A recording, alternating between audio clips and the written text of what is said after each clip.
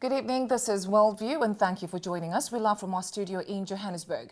In tonight's topic, we talk about the Bring Back Our Girls, the missing girls in Nigeria.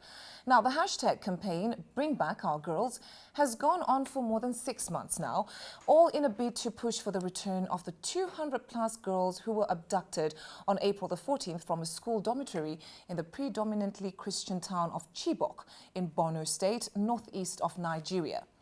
The same day, at least 75 people were killed by Boko Haram on the outskirts of Abuja in the capital's worst recorded terror attack.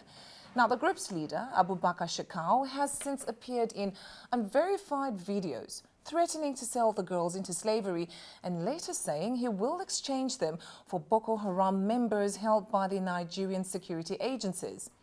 The plight of the girls has unleashed a worldwide call for actions to be taken to deal with violence against women, and it also resulted in a social media campaign which used the Twitter hashtag Bring Back Our Girls to call for the safe return of the girls and to protest for the right of girls to acquire education. Now, the administration of President Goodluck Jonathan has been heavily criticized for doing too little but to put an end to the terror attacks by Boko Haram. And President Goodluck Jonathan did not speak publicly on the abduction of the schoolgirls for almost 3 weeks and somewhat failed to take immediate action to secure their release. At one point, Nigerian security forces were accused of being brutal in their fight against the militants, with reports of attacks on innocent civilians. And in March, Amnesty International accused the Nigerian military of uncontrolled reprisals and called for investigations into possible war crimes and crimes against humanity.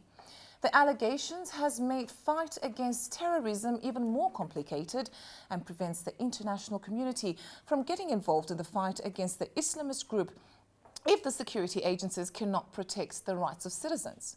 With the roots of the terrorist conflict blamed heavily on poverty and inequality in the northern part of the country, analysts say it will take much more than a hashtag to dislodge Boko Haram and end terrorist attacks in Nigeria. We teach girls to shrink themselves, to make themselves smaller. We say to girls, you can have ambition, but not too much. You should aim to be successful, but not too successful, otherwise you will threaten the man. Because I am female, I'm expected to aspire to marriage. I'm expected to make my life choices, always keeping in mind that marriage is the most important. Now, marriage can be a source of joy and love and mutual support. But why do we teach girls to aspire to marriage and we don't teach boys the same?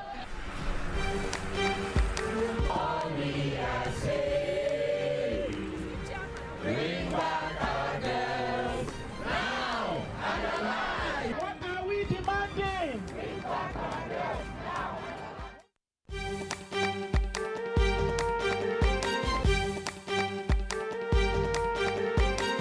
Bring back our girls! Bring back our sisters!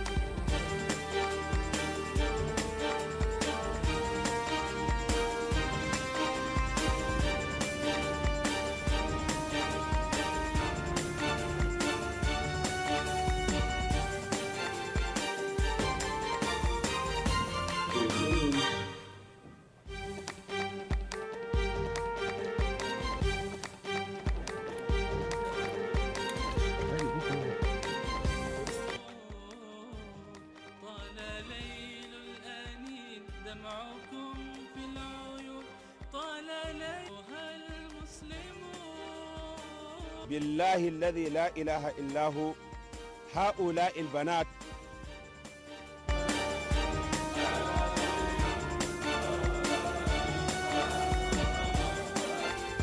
Students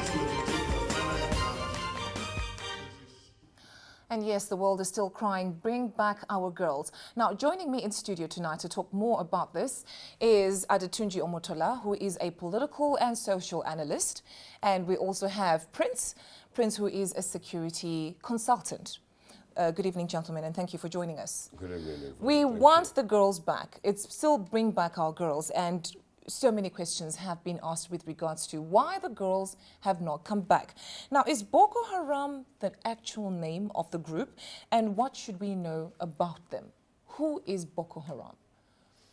Look, well, that question is a very simple question. I mean, Boko Haram is a terrorist group that is based in the northern part of Nigeria, particularly the northeast of Nigeria. The stock in trade is that they have said that Western education is a sin, which is translated as Boko Haram. They don't believe in girls going to school. They believe that the government in the north is very corrupt, and that is why you will find that many years ago when they started, the major campaign was against government installations, public buildings, the police, any symbol of government authority. It's only recently that they've changed tactics. When they found that they were not making a lot of progress, they decided to go for soft targets. Students who were sleeping in a school, an agricultural college, they will slit their throats, they will burn them alive, set the building ablaze and ransack, loot the village and trash as many as 2,000 buildings in one sweep. So they're very violent sect, Islamic sect. Their perverse notion of Islam also coupled with violence, they believe that they can kill with impunity. And unfortunately, they've got a lot of support from other terrorist networks like Al-Shabaab and Al-Qaeda in the Maghreb, and even the major Al-Qaeda now, ISIS. So they've got a lot of funding, and they're able to tackle a government force that is not as mobile and is not as determined and is not as violent. Okay, now until a short while back, with mounting international pressure, this is after the girls had been kidnapped, the Nigerian government seems to be more vocal about the situation. Why have they been slow in the response to these kidnappings? 6 months down the line, still the girls have not been brought back. Do you want to answer that? Well, in the federal government of Nigeria, they are busy from the security arena trying to work hand in gloves with some other security agents from all over the world. Like from the US, we have the one from Israel, and some other neighboring countries where we seek for support, because we're talking about bring back our girls that we are not actually sure whether they are still in the territory of the Federal Republic of Nigeria or the neighboring country. And it's also, to my own understanding, that the federal government of Nigeria, they've tried their best possible from the military point of view to try and get these insurgents, the so-called Boko Haram guys, in order to get the ladies back. But they've tried.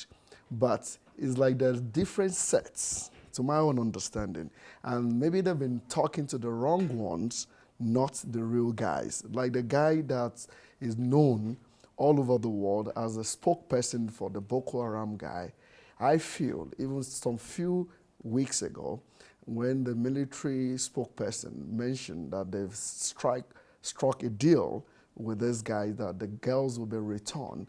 And after that, some few days after, they unleashed the dragon again, meaning to us that they've not really spoken with the real people. So the government, they're still busy, they're working on the ground.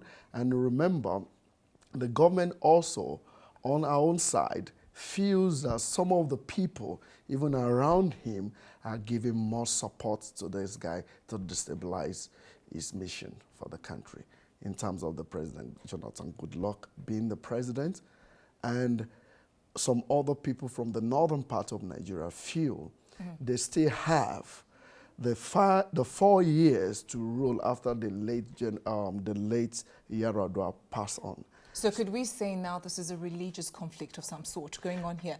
We believe that he was Islam and President Goodluck Jonathan is actually Christian. No, actually, I will not really say religion. I'm a Muslim, and I feel with what the religion speaks about is not about violence, because Islam on its own means peace. But the people feel they could use the style of jihad in making things not to work for President Jonathan Goodluck. And I feel those people should not be associated with Islam, because totally what they've been doing is not Islamical. And I would not say it's a religion thing, but I would just say they have the kind of like ways to deal with issue using the religion, because they know that they will have more support when they bring the issue of religion on board, most especially from the northern part of Nigeria.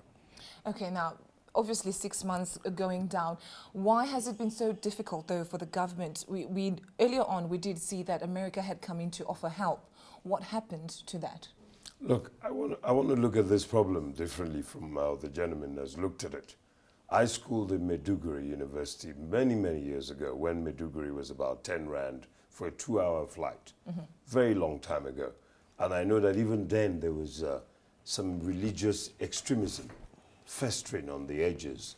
When we were in the campuses, there was what they call Bashiga.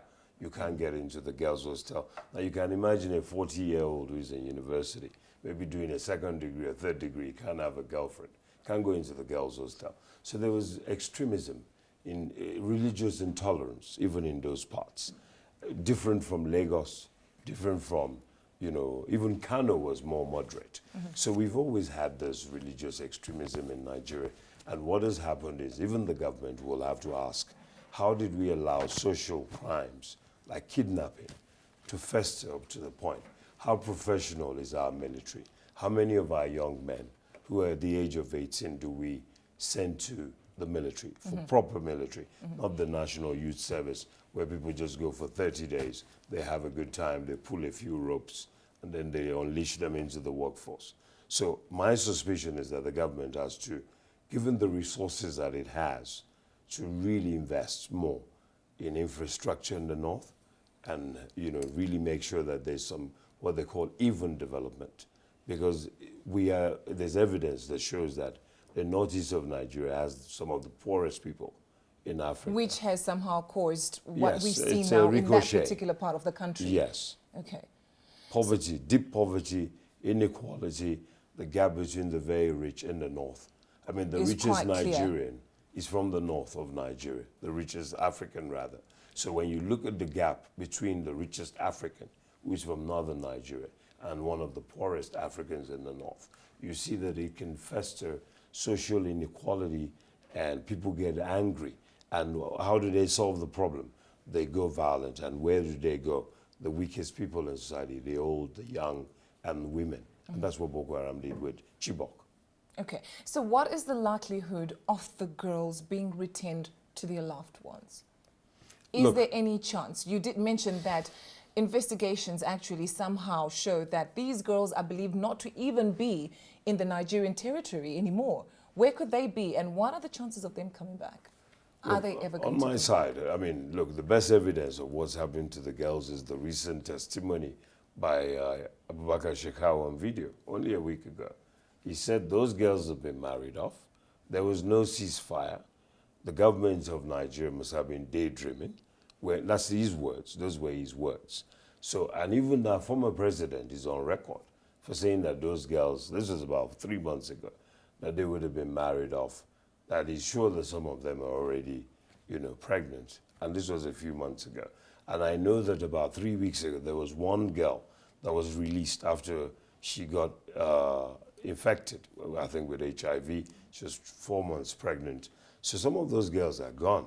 Well, you see, the world, it's like the missing Malaysian plane.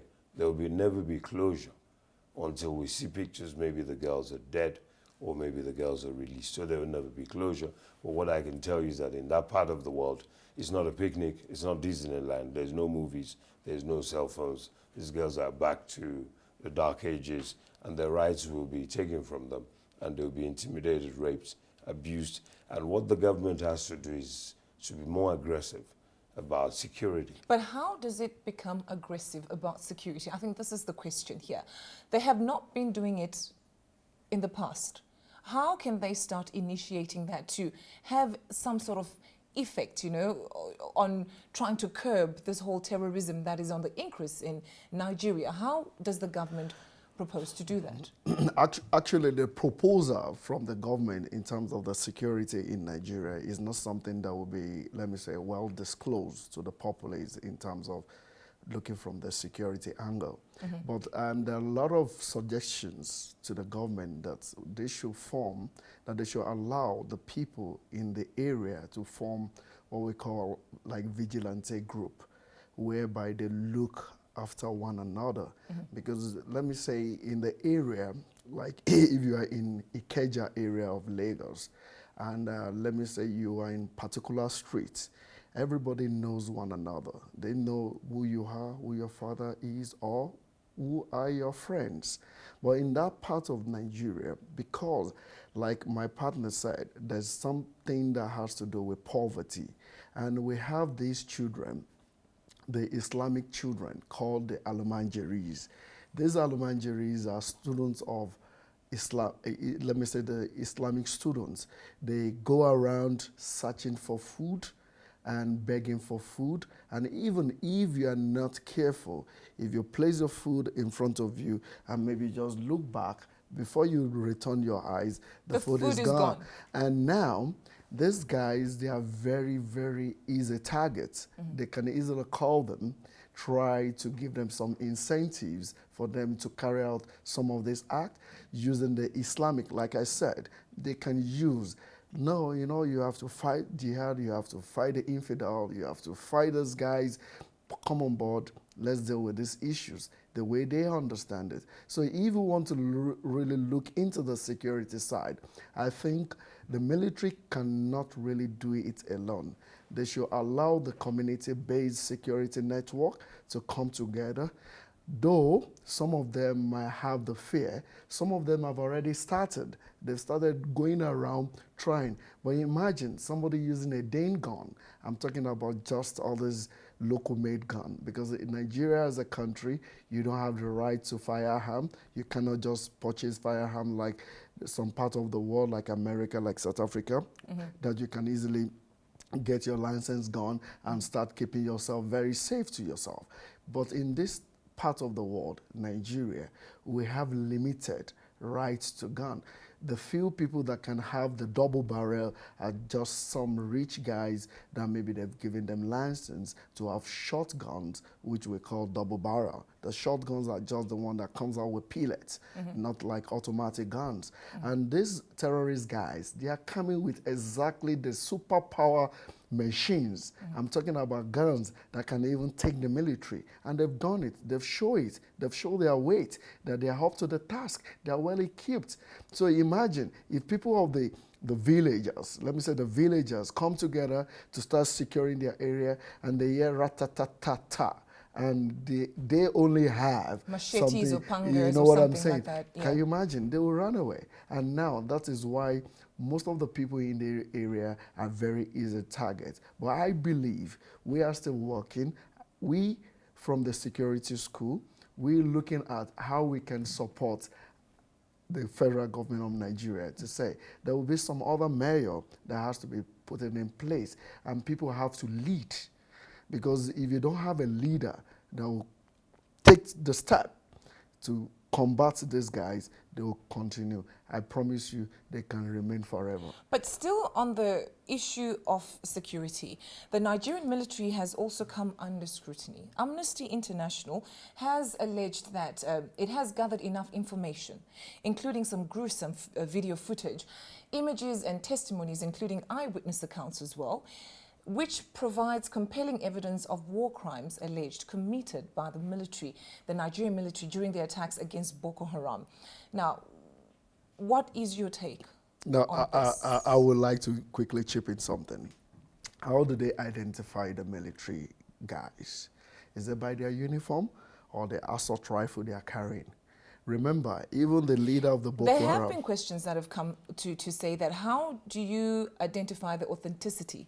But at the same time, the question is, if it is authentic, then what does it mean for the Nigerian military?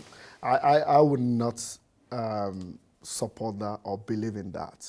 The reason why, because most of these guys in the military, they are well trained to look after the country, except we have some infiltrators that must have go in, because presently, I don't think the military government, I don't think the military people really know the real military guys that are still in the barracks, because some of them, they fled away. They said they are not well equipped and they are not ready to just die cheaply. So some of these guys, they might have given their uniform away. They might have, I mean, you can easily go to Yaba markets and buy some of these used camouflage uniform, get the assault rifle, and you claim to be a military guy. Until they are identified with the identification card signed by the main people that deals with the issue of the identification to show that these guys are really the military guys. I would not take to that the military are So doing. you are dismissing that this is not happening in Nigeria. It's just an allegation. Is an allegation. And why I say it's an allegation, the amnesty need to really prove to a level of people to understand that they have the real thing that can show that these guys are the military guys, because we have the numbers of the military people in Nigeria, and anybody can claim to be a military man. Okay, we'll take a short break now and we'll return. We still have more questions. Bring back our girls. Are the girls ever going to return back home? We teach girls to shrink themselves, to make themselves smaller. We say to girls, you can have ambition, but not too much. You should aim to be successful, but not too successful, otherwise you will threaten the man. Because I am female, I'm expected to aspire to marriage. I'm expected to make my life choices, always keeping in mind that marriage is the most important. A marriage can be a source of joy and love and mutual support. But why do we teach girls to aspire to marriage and we don't teach boys the same?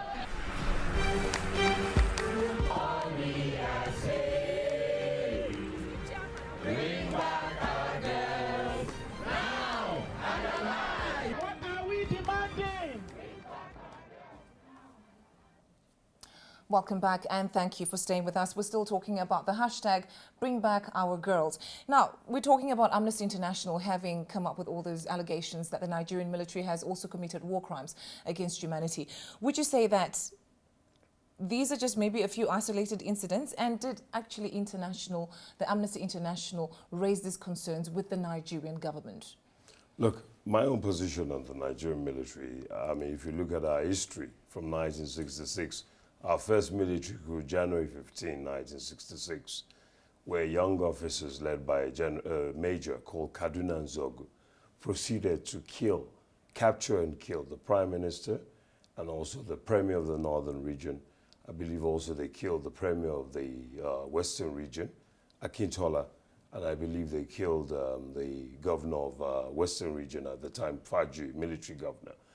And of course, within 6 months of that, the military, there was a counter coup led by northern officers who brutally murdered their colleagues in cold blood, lured them to their death, and murdered them.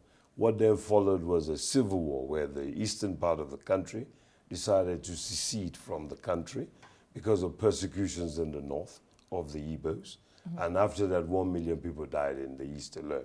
So the history of the Nigerian military is of brutality towards the populace, brutality towards each other, and assassinations, plots, and coups and counter-coups. So there is no holier than thou Nigerian military. There are atrocities on both sides. The military have been heavy-handed in their dispensation of justice to Boko Haram. In 2009, when they killed the leader of Boko Haram, the charismatic Mohammed Yusuf, he was killed extrajudicially while in police custody, and at least 600 Boko Haram were killed in one weekend. And recently, Giwa Barracks, when he was attacked, and Boko Haram had the upper hand, when the military was able to gain ground again, there were allegations, strong ones, evidence, being proven, not been dispelled by the government in real terms. More than 600 people, Boko Haram suspects, were killed. They actually killed them in a place called Maiduguri.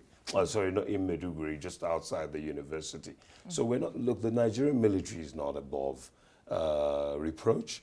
I think Boko Haram's methods are more deadly, more sinister, and they kidnap and they behead people that they catch. But the allegations of military brutality, there's another force that works with the military, what they call the civilian JTF. Because what you have prosecuted in that area is a joint task force of military, Air Force, Navy, the police, the SSS. Everyone is involved.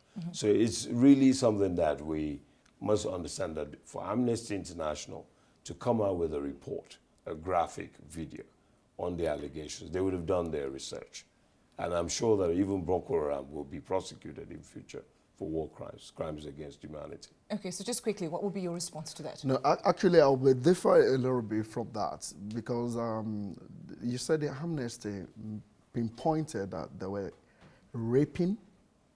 Using some footage. Using some footage. And eyewitness accounts yes. as well. You know, in the area of the raping and whatsoever, that's where I disagree. Because I don't see the reason why they will be doing that with a uniform or claiming to be, the security agents and raping the ladies when there is enough of women to deal with. So I don't say... They didn't know they were being filmed. You see, the irony of it is that when you see the brutalities we've seen in Iraq, we've seen in Syria, we've seen footage, even Abu Ghraib prison, when the Americans went into Iraq. Remember the Abu Ghraib, where they were sodomizing the Iraqis, where they were doing all sorts of despicable things to them. They never knew that they were being filmed. So the soldiers didn't know they were being filmed. Those are Nigerian soldiers with their numbers. And you know, what it is that they have overwhelming force in some of these areas where they go to. Under the state of emergency, there's a curfew, they roll their tanks out. So what Boko Haram has been able to do successfully is to go for the underbelly, which is on the edges, the border towns, and capture and kidnap. Unfortunately, we're so much out of time. I'm just going to ask you quickly my last question, and probably you can give us both your views. Has kidnapping young women and girls become a strategy for radical groups, probably to get attention and media, international media coverage, so that they are known that there is Boko Haram that exists and this is what they're doing? They have power over territories. Should I answer that? Yes, please. Okay. Basically, look, kidnapping is always a tool that people who want to either get ransom or they want to get attention. Women are very pricey. These are young girls. They have a long, life ahead of them. They're mostly, I suspect, maybe all of them are not even, they're virgins. And this guy is one of the, I was saying that the Nigerian army cannot promise the military personnel virgins when they get to heaven. But that's what Boko Haram promises its fighters. So maybe they have to relook the model. Okay. No, actually, from my own side, the women are more like the soft targets. So they can easily get to the women, take them without even fighting back. The men might want to put some stunts to say, no, I can't, But from the women's side, they've seen them to be the weak sex, and that's why they're easy targets. That's why they're easy targets. Well, thank you very much, gentlemen. I know this topic is actually quite a very hot topic, and 30 minutes might not just do it for us. Probably we need more. We'll have a second part on that. But anyway, that was it. The hashtag bring back our girls. Are the girls really ever going to come back, or that's just it? They're now married, and like you said, some of them are even pregnant, expecting kids. Well, that's all we have time for this evening. Thank you for watching, and until we meet again next time on Worldview, it's good evening.